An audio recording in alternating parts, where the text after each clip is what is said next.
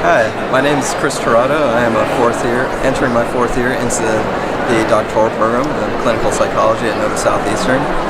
This is my poster for APA. This is spec differences in a measure of aggression for PTSD. This was an initial analysis that I put together in forming my directed study. So I can run you through it a little bit and show you what we did. So we have a database that we're able to utilize from Dr. Amen, who looks at cerebral blood perfusion, and that's through what's called SPECT scans. And the SPECT scan allows us to see hyperperfusion, it allows us to see hyperperfusion as well, in terms of how cerebral blood flow goes in and out of different areas of the brain. So in this study, what we were looking at is how PTSD is affecting these 17 different brain regions we have in terms of cerebral blood flow.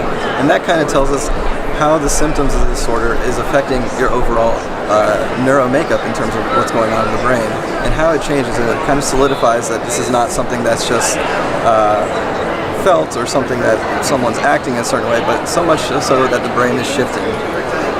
So what we found here on this study was we were looking at people at baseline, which means people that were sitting down, not doing anything, in a current relaxed state.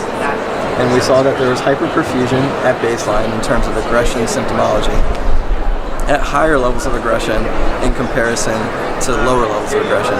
So that's what's kind of showing us is that in terms of the right limbic region, which is more of our focus on emotions, there's kind of a less focus, a less control there than what you see in people who are having lower levels of aggression. In terms of the right basal ganglia, we're seeing similar results, and that's kind of looking at decision making, it's looking at short-term memory, and when you're focused inward on emotions, kind of like what happens with PTSD, it takes away from your ability to hold information in a short-term manner, kind of like what you see if working memory, and having decision making going on in an appropriate way.